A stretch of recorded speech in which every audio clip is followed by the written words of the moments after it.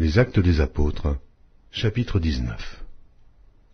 Pendant qu'Apollos était à Corinthe, Paul, après avoir parcouru les hautes provinces de l'Asie, arriva à Éphèse.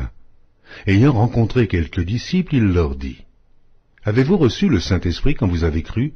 Ils lui répondirent : « Nous n'avons pas même entendu dire qu'il y ait un Saint-Esprit. » Il dit : « De quel baptême avez-vous donc été baptisés ?» Et ils répondirent : « Du baptême de Jean. » Alors Paul dit : « Jean a baptisé du baptême de repentance, disant au peuple de croire en celui qui venait après lui, c'est-à-dire en Jésus. » Sur ces paroles, ils furent baptisés au nom du Seigneur Jésus.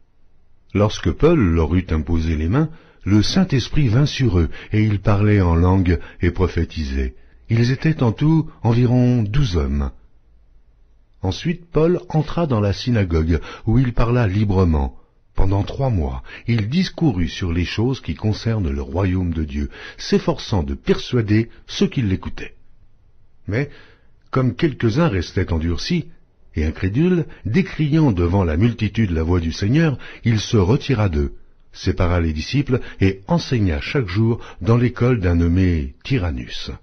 Cela dura 2 ans, de sorte que tous ceux qui habitaient l'Asie, juifs et grecs, entendirent la parole du Seigneur. Et Dieu faisait des miracles extraordinaires par les mains de Paul, au point qu'on appliquait sur les malades des linges ou des mouchoirs qui avaient touché son corps, et les maladies les quittaient, et les esprits malins sortaient. Quelques exorcistes, juifs ambulants, essayèrent d'invoquer sur ceux qui avaient des esprits malins le nom du Seigneur Jésus, en disant : « Je vous conjure par Jésus que Paul prêche. » Ceux qui faisaient cela étaient 7 fils de Sheva, juif, l'un des principaux sacrificateurs. L'esprit malin leur répondit : « Je connais Jésus, et je sais qui est Paul, mais vous, qui êtes-vous » Et l'homme dans lequel était l'esprit malin s'élança sur eux, se rendit maître de tous deux, et les maltraita de telle sorte qu'ils s'enfuirent de cette maison, nus et blessés. Cela fut connu de tous les Juifs et de tous les Grecs qui demeuraient à Éphèse, et la crainte s'empara de tous, et le nom du Seigneur Jésus était glorifié.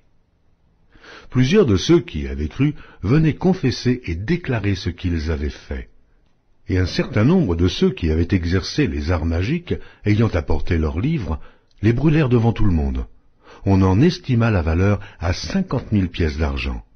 Et c'est ainsi que la parole du Seigneur croissait en puissance et en force.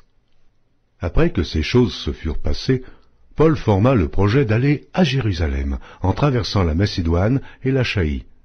Quand j'aurai été là, se disait-il, il faut aussi que je voie Rome. Il envoya en Macédoine 2 de ses aides, Timothée et Éraste, et il resta lui-même quelque temps encore en Asie. Il survint à cette époque un grand trouble au sujet de la voix du Seigneur.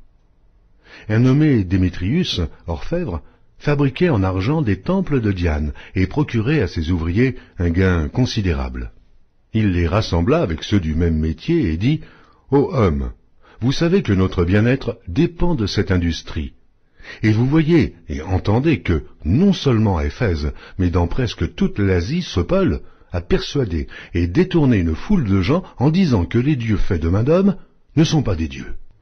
Le danger qui en résulte, ce n'est pas seulement que notre industrie ne tombe en discrédit, c'est encore que le temple de la grande déesse Diane ne soit tenu pour rien, et même que la majesté de celle qui est révérée dans toute l'Asie et dans le monde entier ne soit réduite à néant. » Ces paroles les ayant remplis de colère, ils se mirent à crier : « Grande est la Diane des Éphésiens !»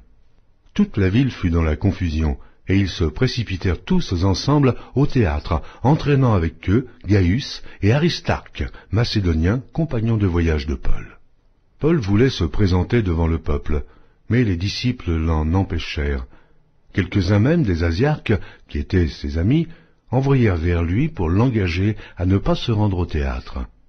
Les uns criaient d'une manière, les autres d'une autre, car le désordre régnait dans l'assemblée, et la plupart ne savaient pas pourquoi ils s'étaient réunis.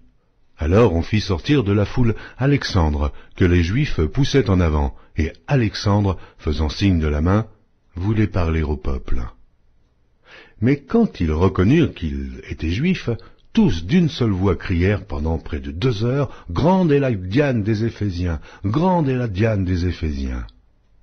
Cependant, le secrétaire ayant apaisé la foule dit, « Homme éphésien, quel est celui qui ignore que la ville d'Éphèse est la gardienne du temple de la grande Diane et de son simulacre tombé du ciel?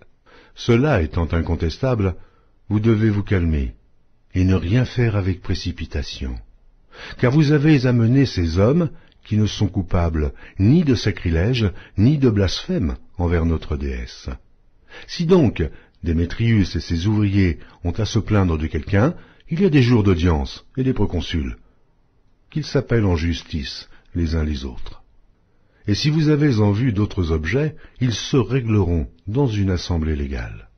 Nous risquons en effet d'être accusés de sédition pour ce qui s'est passé aujourd'hui, puisqu'il n'existe aucun motif qui nous permette de justifier cet attroupement. » Après ces paroles, il congédia l'assemblée.